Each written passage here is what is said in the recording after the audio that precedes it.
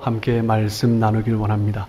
우리가 잘 아는 권력의 이동이라는 책이 있죠. 엘빈 토플러가 지은 책인데 거기에서 이제 핵심적인 내용이 무엇이냐면 권력의 원천은 폭력과 부와 지식이다라는 것입니다.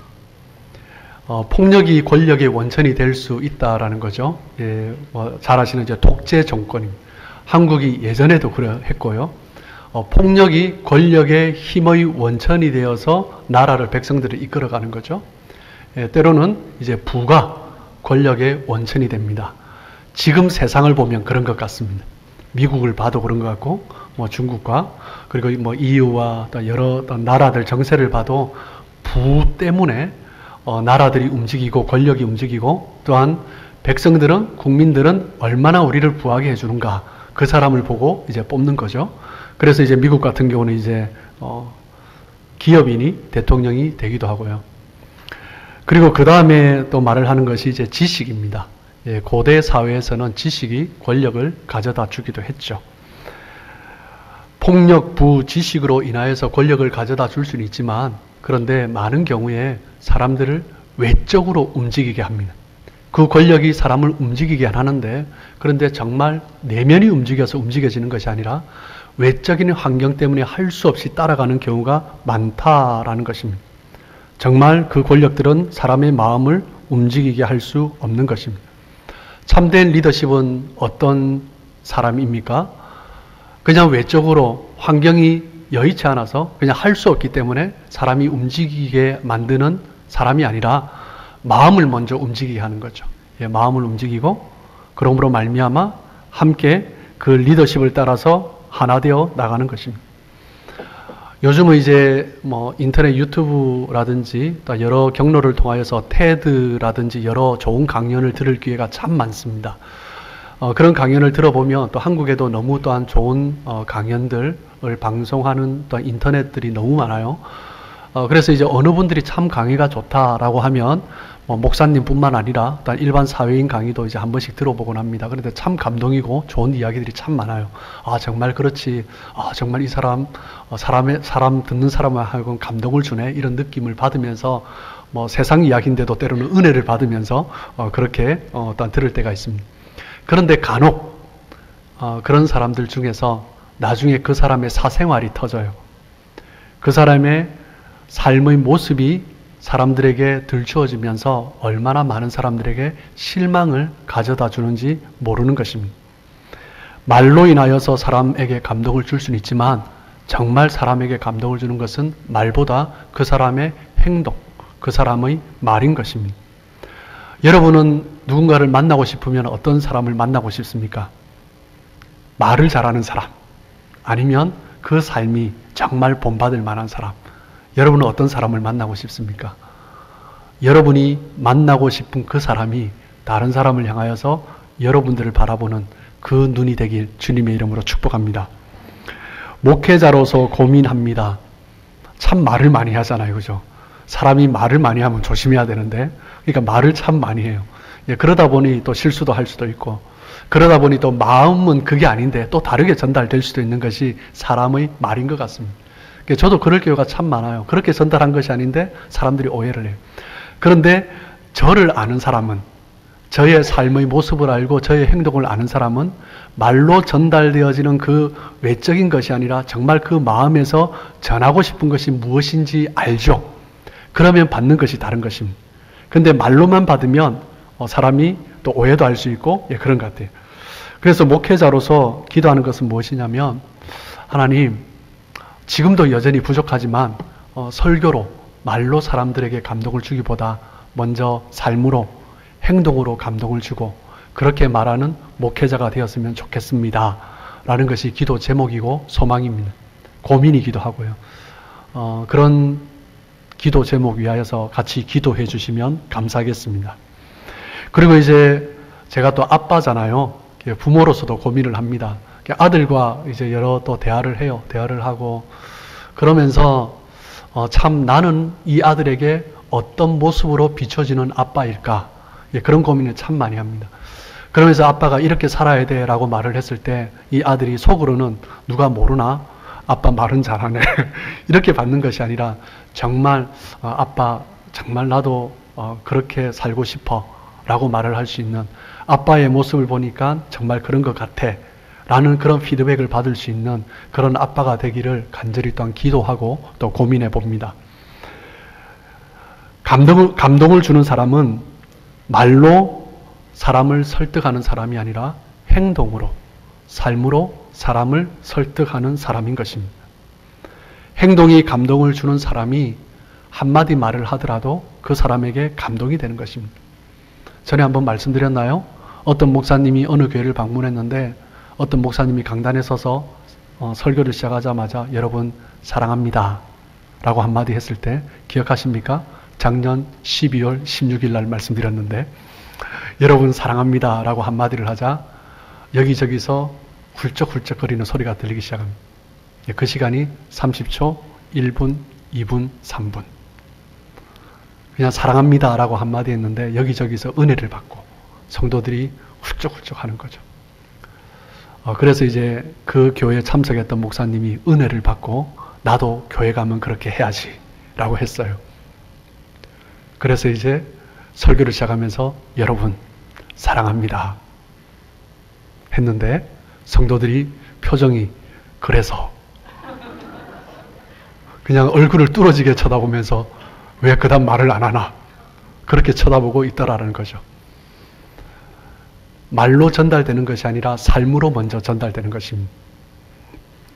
여러분의 삶이 주위 사람들에게 먼저 감동을 주고 그렇게 전달이 되는 삶 되시길 주님의 이름으로 축복합니다.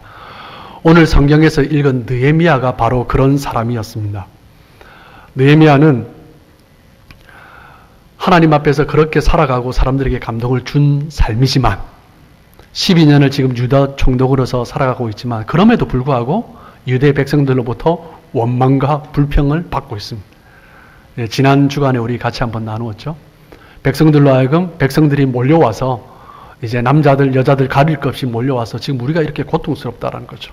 문제를 해결해 달라라는 거죠. 이 고통 속에 지금 성벽 재건하는 게 무슨 일이냐라는 거죠. 그렇게 와서 원망하고 불평하는 겁니다. 바벨론에 돌아와서 기근이 반복되고 삶의 어려움은 해결될 것 같지 않고 그렇게 힘들게 살아가고 있는데 느헤미야가 유대의 총독으로 와서 성벽을 재건하자라는 거죠. 그게 너무 좋아서 함께 해가는데 그런데 삶은 점점점 더 어려워지고 있는 것입니다. 어려운데 일을 해야 되는데 일을 못하고 성벽을 건축하고 있으니까 더 어려운 거죠. 그로 말미암아 먹을 방법이 없어서 이 사람 저 사람에게 돈을 빌리고 그리고 또한 돈이 많이 필요하여서 집을 저당 잡히고 포도원을 저당 잡히고 밭을 저당 잡히고 그러다가 이자가 이자를 낳고 꼬리에 꼬리를 무면서 이자만 해도 나중에 원금보다 더 많아지고 그 다음 그럼 어떻게 됩니까? 집을 빼앗기는 거죠. 포도원을 빼앗기는 거죠. 밭을 빼앗기는 거죠. 그 다음에 또 먹고 살아야 되지 않습니까? 어떻게 합니까? 자녀를 달라라는 거죠. 네 딸을 달라라는 겁니다. 할 수 없이 딸을 주는 거죠. 그리고 아들을 종으로 줍니다.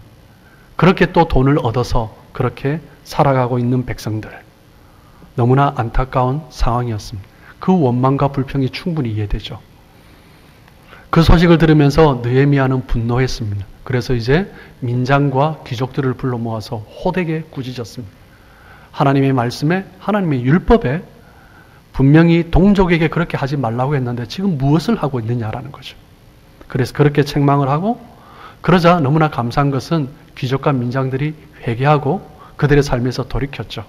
그들의 삶에서 돌이키면서 받았던 것들을 그리고 그 자식들을 다 돌려보내주고 그리고 그 이자들 받은 이자들을 다 돌려주고 원금만 가지고 있다가 원금이 이제 갚아지면 하나씩 하나씩 이제 그렇게 갚아가는 그런 삶으로 변화되었습니다. 어떻게 백성들이 귀족과 민장들이 그렇게 변화될 수 있습니까? 무엇 때문입니까? 느헤미야 한 사람 때문입니다. 느헤미야의 이 리더십 때문에 그 백성들이 변화되기 시작하는 거죠. 오늘 본문을 통하여서 느헤미야의 삶을 보면서 우리가 어떠해야 되는가? 목사님 오늘 설교하시는 거 보니까 리더십에 대해서 말씀하시는 것 같은데 나랑은 관계가 없는 것 같아 라고 이제 벌써 마음을 닫으시면 안 됩니다. 어떤 사람이 리더입니까, 여러분? 리더는 한마디로 누군가에게 영향을 주는 사람입니다. 영향을 주는 사람은 모두가 리더입니다. 부모라면 자녀들에게 영향을 주는 거죠. 영향력 있는 사람이 리더십인 것입니다. 그렇기 때문에 모든 부모는 리더인 것입니다. 누군가 나와 대화를 하면서 영향을 받고 있다. 그리고 누군가 대화하면서 그 사람에게 영향을 미치고 싶다. 그러면 그 사람은 리더십이 있어야 하는 것입니다. 어떤 리더십이어야 하는가? 느헤미야의 모습을 보면서 우리가 발견할 수 있습니다. 크리스찬은 어떤 사람입니까? 예수 그리스도를 믿음으로 말미암아 우리가 하나님의 자녀가 되었습니다. 그리고 그 예수 그리스도의 복음을 누군가에게 전하면서 영향을 주고 싶어 하며 그렇게 살아가는 것이 크리스찬입니다. 그러면 모든 그리스도인들은 리더인 것입니다. 이 자리에 앉아 계신 모든 성도님들은 이미 리더인 것입니다. 그래서 오늘 리더가 어떤 삶을 살아야 되는가? 누구 이야기입니까? 바로 내 이야기인 것입니다. 느헤미야는 귀족들과 민장들의 마음을 움직였습니다. 그들에게 영향을 준 것입니다. 근데 어떤 영향을 주었습니까? 마음을 움직이게 했죠. 예, 마음을 움직였다? 뭡니까? 감동입니다. 예, 감동을 주었습니다. 느헤미야는 어떻게 이렇게 감동스러운 모습을 보일 수 있었을까? 어떤 감동을 주었기 때문에 이스라엘 백성들은 그 어려운 가운데서도 성벽 건축을 위해서 함께 달려왔는가? 어떤 감동을 주었기 때문에 민장들과 귀족들은 그 받은 이자를 다 돌려보내고 그 종들을 다 풀어주었는가? 어떻게 죄에서 돌이켰는가? 느헤미야의 이야기가 성경에 적혀 있는 것은 느헤미야가 참 이런 삶을 살았구나, 멋있다, 참 본받고 싶다, 그렇게 그냥 감상만 하는 것이 아니라 우리도 그렇게 살라라는 메시지인 것입니다. 여러분의 삶이 정말 느헤미야와 같은 삶 되시길 주님의 이름으로 축복합니다. 하나님, 여전히 부족하지만, 여전히 나 자신을 봐도 부족하지만, 그런데 정말 느헤미야처럼 그런 삶 살고 싶습니다. 예, 결단하시길 축복합니다. 어떻게 느헤미야는 그렇게 감동스러운 삶을 살 수 있었습니까? 첫 번째, 느헤미야의 삶의 패턴을 보면요, 자신의 유익을 구하지 않았습니다. 자신의 유익을 따라, 자신의 이익을 따라 살아간 사람이 아니다라는 것입니다. 5장 14절 말씀을 보시면, 느헤미야 5장 14절, 느헤미야는 아닥사스다 왕 제20년부터 32년까지 지금 12년 동안 총독으로 있죠. 총독으로 있으면서 어떻게 했다고요? 제일 마지막 부분에 총독의 녹을 먹지 아니하였느니라. 총독으로서 받아야 될 샐러리를, 월급을 받지 않았던 것입니다. 얼마 동안요? 12년 동안. 쉽지 않은 거죠. 참 부자였기 때문에 그랬을 거야. 예, 바로 그렇게 생각할 수 있겠죠. 예, 15절 말씀 보시면요. 15절 말씀 보시면 그 전에 있었던 총독들이 어떻게 했는지 지금 말을 해주고 있습니다. 백성에게서 양식과 포도주와 또 은 40세겔을 그들에게서 빼앗았고, 예, 착취한 거죠. 예, 착복한 거죠. 없는 살림에 세금을 계속 뜯어간 것입니다. 그들을 압제했습니다. 당시의 사회상이 바로 이러했던 것입니다. 백성들은 가난하고 같은 동족들에게서 돈을 빌려주고 이자에 이자를 물리고, 그러면서 사람들은 집을 빼앗기고 자녀를 빼앗기고, 같은 동족, 돈 많은 사람들은 더 돈이 많아지고, 관료들은 백성들을 압제하고 착복하고 빼앗고 그렇게 살아갔던 것입니다. 느헤미야는 총독으로 세워지면서 그렇게 하지 않았습니다. 16절 말씀을 보시면 뭐라고 말을 합니까? 성벽 공사에 힘을 다하면서 땅을 사지 아니하였다라고 말을 합니다. 땅을 사지 아니하였다, 이 말은요, 느헤미야가 어떤 삶을 살았는지 정말 분명하게 보여주는, 정말 근검하고 청결한 삶이었다라는 것을 발견할 수 있습니다. 공무원이라고 하면요, 옛날이나 지금이나 똑같은 것 같습니다. 지금도 이제 뉴스를 들어보면 이제 어느 곳에 이제 개발을 한다, 한국의 그린벨트가 풀린다. 이런 소식들이 탁 터져 나오잖아요. 그죠? 그런데 어떤 사람들은 그 움직임을 어떻게 알고 미리 탁 땅을 사는 사람이 있어요. 누굽니까? 공무원. 또는 공무원 친척, 형님, 장인, 사돈. 이런 사람들은요, 어떻게 알고 그 땅을 미리 사놓습니다. 무슨 정보입니까? 예, 고급 정보죠. 정책을 알면서 공무원들이 그것을 흘리는 것입니다. 그러면서 그 땅을 사고 그 땅이 개발되고 난 다음에 이제 파는 거죠. 그러면 엄청난 재산을 얻는 것입니다. 느헤미야는 그를 할 수 있었다라는 거죠. 여러분, 성벽 공사를 시작하기 전에 느헤미야가 그 없는 사람들 땅을 사주는 것입니다. 그럼 얼마나 감사하겠습니까? 그죠? 그리고 이제 건축을 해가는 거죠. 땅값이 올라가겠죠? 파는 것입니다. 이전의 총독들은 그렇게 살았습니다. 지금의 공무원들도 많이들 그렇게 살고 있습니다. 느헤미야는 결코 주어진 권력을 자신을 위해서, 자신의 형제들을 위해서 부당하게 사용하지 않았습니다. 16절 말씀 보시면 오히려 느헤미야는 어떤 모습을 보였습니까? 하반절에 내 모든 종자들도 모여서 일을 하였으며, 오히려 함께 일을 했습니다.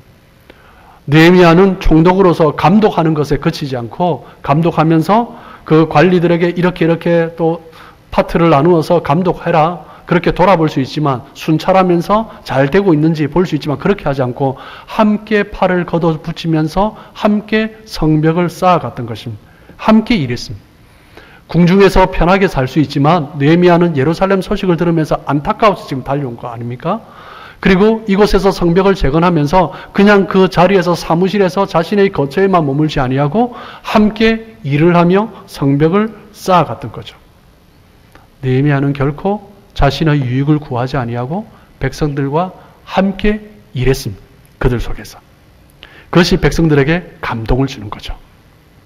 그 느헤미야의 모습을 알기 때문에 백성들이, 민장들이, 귀족들이 움직이는 것입니다. 또 느헤미야는 어떤 사람이었습니까? 느헤미야는 백성들을 사랑하는 사람이었습니다. 느헤미야는 자신이 백성들을 위해서 무엇을 해줄 것인가에 관심을 가지고 있었습니다. 그들이 지금 얼마나 힘들고 어려웠는지, 얼마나 고통 속에 살아가고 있는지, 지금도 얼마나 수고하고 있는지 그것을 알았습니다. 그래서 백성들을 배려하고 어떻게 하면 이 사람들을 위로하고 격려하고 세워줄 것인가, 그것을 생각하고 노력했던 것입니다. 18절 말씀 같이 한번 보실까요? 매일 나를 위하여 소 1마리와 살찐 양 6마리를 준비하며 닭도 많이 준비하고, 여기까지요. 매일 어떻게 해요? 누구를 위해서? 나를 위해서 소 1마리, 살찐 양 6마리, 그리고 수많은 닭들. 여러분, 스테이크 좋아하시는 분? 하루에 소를 얼마나 드실 수 있겠습니까?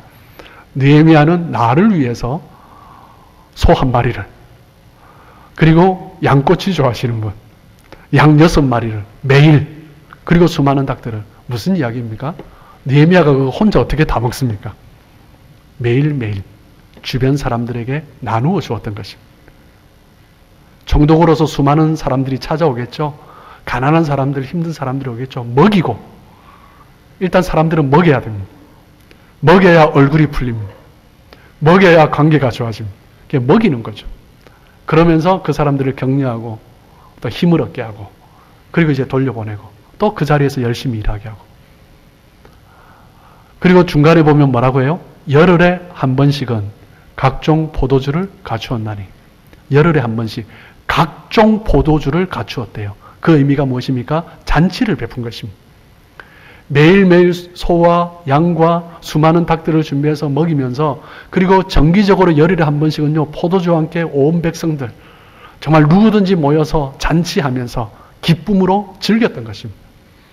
느헤미야는 그렇게 백성들을 축복하며 돌보며 배려하였던 것입니다. 그럼에도 불구하고 마지막에는 뭐래요? 내가 총독의 녹을 요구하지 아니하였으면, 그 모든 일을 사비로 한 것입니다. 자신의 돈을 가지고요, 매일매일 가난한 사람, 힘든 사람에게 나누어 준 거죠. 그리고 열흘에 한 번씩 잔치를 베푼 거죠. 무엇 때문에 이 백성들의 부역이 중함이라 얼마나 지금 힘들게 살아가고 있습니까? 얼마나 힘들까? 그거 생각하면서 지금 다른 것이 아니라 일단 먹여야지. 일단 힘을 얻게 해야지. 일단 필요한 것을 채워줘야지. 자신의 세금 공금으로 한 것이 아니라 기쁨으로 사비로 섬겼던 것입니다. 느헤미야는 백성을 사랑하는 지도자였습니다. 자신에게 주어진 힘을 자신의 이익을 위해서 자신의 그런 사리사욕을 위하여서 부의 축적을 위해서 사용하지 않았습니다. 나의 힘을 가지고 백성들을 사랑하는 데 사용했던 것입니다. 권력도 그렇게 사용했고 물질도 그렇게 사용했습니다. 총독의 자리에 서면서 제일 먼저 결심한 것이 무엇입니까? 우리 백성들 다시 세워야지. 우리 유대 예루살렘 다시 세워야지. 힘들고 지쳐있는 우리 백성들 다시 일으켜야지. 하나님의 백성으로서 정말 침울해 있는 그 백성들 다시 자존감을 회복하고 하나님 앞에 기쁨으로 설 수 있도록 내가 일으켜야지. 그렇게 결심하면서 지금 유대 총독으로 온 것 아닙니까? 느헤미야는 자신의 소명이 무엇인지 분명히 알고 있었습니다. 우리 마가복음 10장 45절 말씀 우리 한 목소리로 같이 읽겠습니다. 시작. 인자에 온 것은 섬김을 받으려 함이 아니라 도리어 섬기려 하고 자기 목숨을 많은 사람의 대속물로 주려 함이니라. 예수님은 섬김을 받으려 함이 아니라 섬기기 위해서 이 땅에 오셨습니다. 느헤미야의 모습에서 예수님의 모습을 봅니다. 느헤미야는 유대 총독으로 오면서 섬김을 받으려 함이 아니라 섬기러 온 것입니다. 예수님은 유대인의 왕으로서 예루살렘에 입성하시면서 자신의 가진 모든 것을 내어주셨습니다. 느헤미야 또한 유대 총독으로 예루살렘에 들어와서 자신이 가지고 있는 모든 힘과 물질을 다 베풀어 준 것입니다. 그것이 바로 그리스도인의 모습인 거죠. 우리 믿는 사람들도 그러한 삶을 살아야 하는 것입니다. 여러분, 그리스도인은 어떤 사람입니까? 그리스도의 흔적을 쫓아가는 사람이 그리스도인 아닙니까? 예수님이 그렇게 섬기며 사람들을 세워갔듯이 우리 그리스도인들이 그렇게 살아야 하는 거죠. 섬김이라는 것은요, 우리 그리스도인들에게 선택이 아닙니다. 섬김의 삶은 그리스도인의 본질적인 삶입니다. 섬김의 삶은 그리스도인의 실존입니다. 그것을 선택하느냐 마느냐의 문제가 아니라 만약 선택을 해야 될, 섬김에 대해서 선택을 해야 될 부분이 있다면 내가 어디에서 무엇으로 어떻게 섬길 것인가 그것을 선택하는 것이 섬김 자체가 선택사항이 아닌 것입니다. 진정한 섬김은 언제나 자기 자신을 내려놓으면서 시작하는 것입니다. 느헤미야는 섬김을 시작하면서 자기 것을 내려놓았습니다. 자기의 권력을 내려놓았고 자신의 물질을 내려놓았습니다. 그렇게 백성을 섬겨 간 것입니다. 자신의 이익을 쫓지 아니하고 백성을 배려하며 돌보며 섬겼던 것입니다. 백성들이 힘들지 않도록, 백성들이 더 이상 상처받지 않도록, 더 이상 백성들이 비참해지지 않도록, 더 이상 부끄럽지 않도록 그렇게 돌보며 섬기며 사랑한 것입니다. 느헤미야는 하나님의 백성들을 사랑했습니다. 그것이 바로 느헤미야가 백성들에게 감동을 준 이유인 것입니다.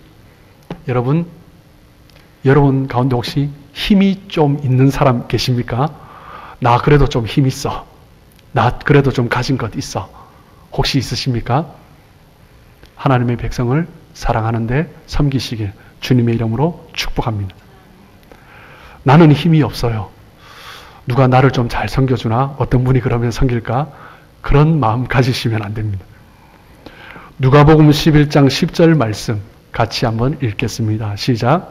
구하는 이마다 받을 것이요 찾는 이가 찾을 것이요 두드리는 이에게 열릴 것이니라. 구하는 이에게, 찾는 이에게, 두드리는 이에게 하나님이 주십니다. 무엇 때문에요? 하나님의 나라를 위해서 구하거든요. 하나님의 영광을 위해서 찾거든요. 하나님의 백성들을 세우기 위하여서 두드리고 있거든요. 하나님이 왜 주시지 않겠습니까? 넘치도록 주시죠. 하나님이 없습니다. 하나님, 제가 저 사람을 전도하고 싶은데 밥이라도 한번 사주면서 전도하고 싶은데 없습니다. 그러면 구하고 찾고 두드려야죠. 하나님, 제가 주의 교회를 섬기고 싶은데 없어요. 저희 교회 하나님 이것저것 제가 손볼 것이 많은데 없어요. 하나님 주십시오. 주시면 하고 없으면 못합니다. 하나님 책임입니다. 하나님 주셔야 됩니다. 그러면 하나님 주시겠죠. 하나님 책임인데. 사랑할 마음이 있으면 하나님은 물질도 주시고 시간도 주시고 섬길 기회도 주실 것을 믿습니다. 간구하면 하나님은 우리에게 넘치도록 주시는 분이십니다. 백성들을 향하여서 사랑하는 그 마음이 있었기 때문에 백성들을 움직일 수 있었던 것입니다. 세 번째, 느헤미야가 백성들에게 감동을 줄 수 있었던 것은 하나님의 은혜를 구하였기 때문입니다. 19절 말씀 한번 보실까요? 하나님, 내가 이 백성을 위하여 행한 모든 일을 기억하여 주십시오. 내게 은혜를 베풀어 주십시오. 이 느헤미야의 기도를 보면서 얼마나 순수하게 하나님을 사랑했는가, 그것을 발견할 수 있습니다. 기도 내용이 어떻게 보면요, 어린 아이의 기도 같습니다. 여러분, 이 한글 구어체로 되어 있는데 어린 아이의 말로 한번 번역해서 한번 읽어보십시오. 하나님, 아빠, 엄마, 내가 동생을 위해서, 아빠, 엄마를 위해서 내가 한 것 다 알잖아. 그것 다 엄마, 아빠 알잖아. 그러면 나에게 선물 주세요. 라고 하는 거죠. 지금 느헤미야가 그렇게 하나님 앞에 기도하고 있는 것입니다. 하나님, 저 백성들을 위해서 제가 한 일 하나님 아시지 않습니까? 저 백성들을 위해서, 하나님의 백성들을 위해서 제가 헌신했던 그 모든 헌신 주님 아시지 않습니까? 하나님 기억하시지 않습니까? 하나님 나에게 은혜를, 하나님 선물을 베풀어 주십시오. 느헤미야는 자기 자신이 가진 권력을 통해서 자기가 원하는 것을 채우지 않았습니다. 느헤미야는 충분히 채울 수 있죠. 권력이 있는데요. 총독인데요. 물질적인 것 세금으로 다 받아서 채울 수 있죠. 어떤 땅 원하는 것, 지금 바사 제국의 군대가 지금 같이 와 있지 않습니까? 왕이 보내어져서 그 군대가 있는데 뭐가 두렵겠습니까? 원하는 것 다 얻을 수 있죠. 그런데 느헤미야는 사람의 힘으로, 이 땅의 힘으로 자기가 원하는 것을 취하지 않았습니다. 성경에서 느헤미야가 구한 것은 무엇입니까? 오직 하나님의 은혜인 것입니다. 살아가다 보면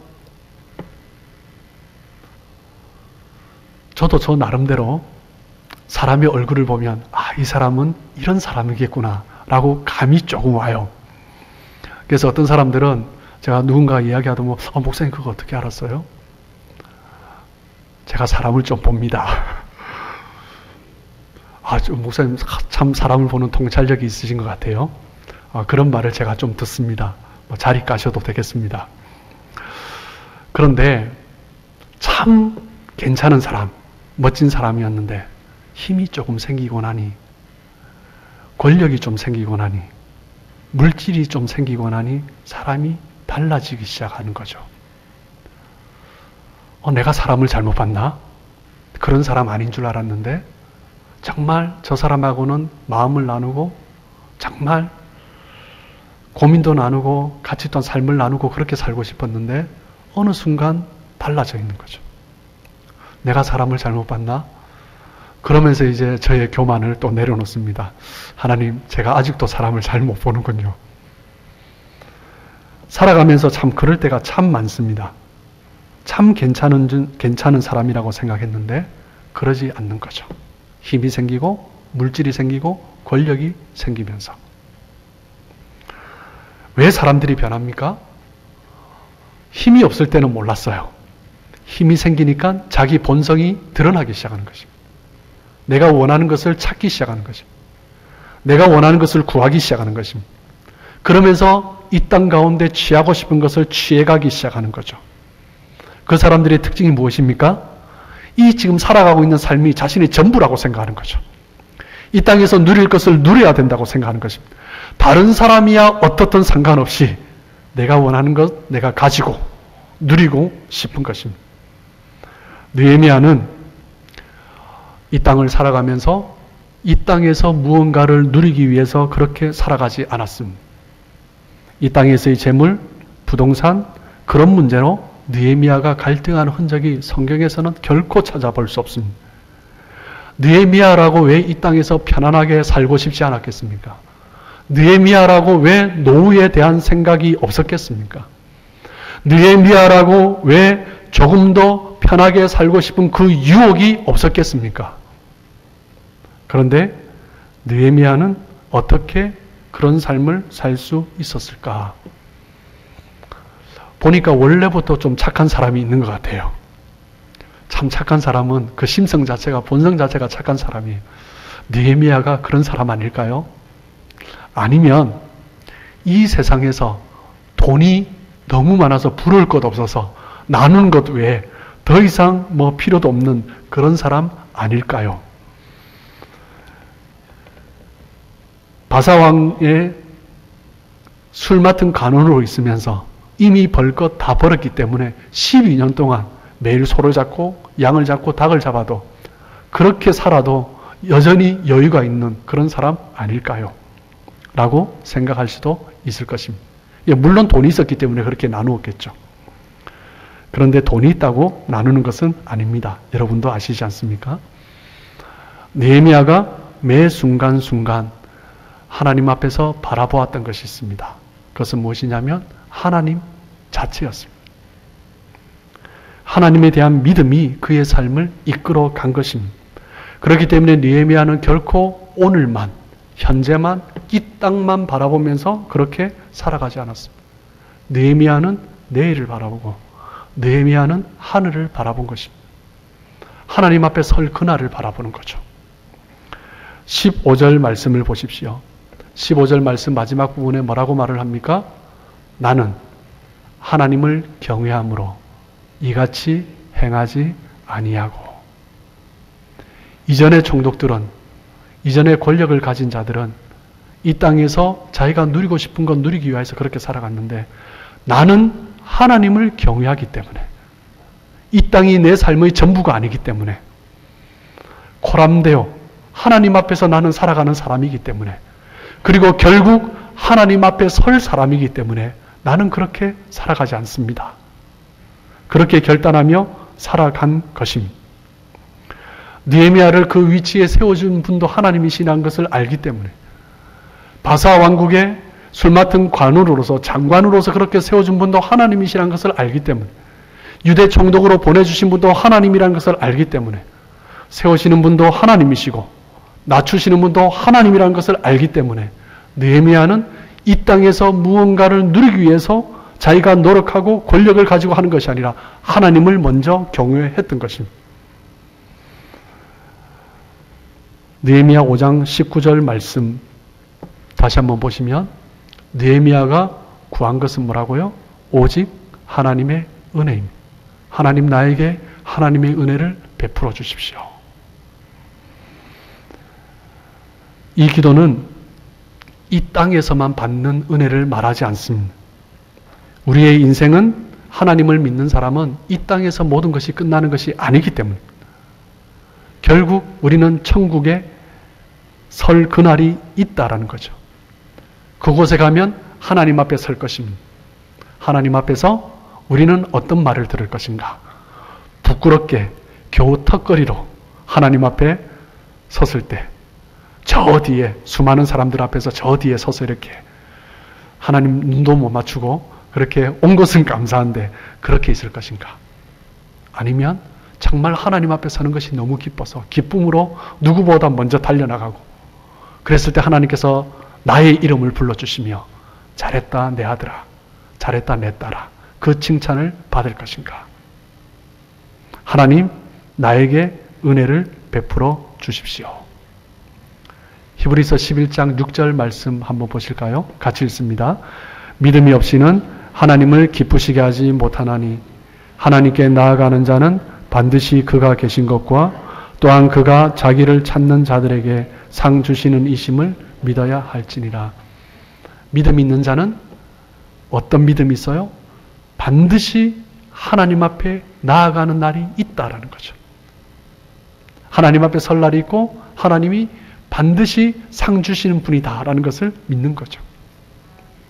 우리 디모데후서 4장 말씀, 4장 7절, 8절 말씀 같이 한번 읽습니다. 시작. 나는 선한 싸움을 싸우고 나의 달려갈 길을 마치고 믿음을 지켰으니 이제 후로는 나를 위하여 의의 면류관이 예비되었으므로 주 곧 의로우신 재판장이 그날에 내게 주실 것이며 내게만 아니라 주의 나타나심을 사모하는 모든 자에게 도니라. 아멘. 하나님의 임재하심, 하나님의 나타나심, 그리고 내가 하나님 앞에 설 그날을 바라보며 이 땅을 달려가는 것입니다. 나를 위하여 하나님의 그 면류관이 예비되었기 때문에 면류관을 씌워주시며 잘했다, 너무 잘했다, 내 아들아, 내 딸아 칭찬해 주실 그날이 있기 때문에 그날을 바라보면서 느헤미야는 그 하나님의 은혜를 소망하면서 달려가는 것입니다. 왜 사람들이 교만해집니까? 그렇게 겸손한 사람인 줄 알았는데 물질 때문에, 권력 때문에 그렇게 교만해집니까? 아니요. 하나님을 떠나가기 때문에. 아무것도 없을 때는 하나님을 의지했는데 의지할 것이 생기니까 점점 하나님을 떠나가는 거죠. 조금만 힘이 주어지면 변하는 사람. 그 힘이 자기 것으로 착각하는 사람. 그 힘을 주신 분이 하나님이시라는 것을 잊어버리는 사람. 그러면서 결국 하나님을 조금 더 멀리, 조금 더 멀리, 조금 더 멀리 떠나가는 사람. 자기가 잘나서 그 힘을 누리고 있는 줄 알고, 자기가 잘해서 출세해서 그 자리까지 왔는 줄로 생각하며 그 힘을 자기가 원한 대로 사용하는 사람. 느헤미야 이전에 수많은 총독들이, 수많은 사람들이, 지금도 수많은 사람들이 그렇게 살아가고 있습니다. 사울 왕은 그 힘이 자신의 힘이냐? 하나님 앞에 설 때는 그렇게 겸손하게, 부끄럽게 왕으로 세워졌는데 이스라엘의 초대 왕으로 살아가면서 하나님이 아니라 어느 순간 하나님은 잊어버리고 기념비를 세워도 자기 이름을 위하여서 기념비를 세우고, 그래서 결국 왕권도 잃고 자식도 잃고 그렇게 부끄럽게 삶을 마무리하는 거죠. 힘이 있을 때 주신 하나님의 뜻에 따라 맞게 사용해야 합니다. 하나님을 두려워하며 하나님 앞에 설 그날을 바라보며 함께 사용해야 됩니다. 하나님을 공경하는데 주신 힘을, 주신 물질을 사용해야 됩니다.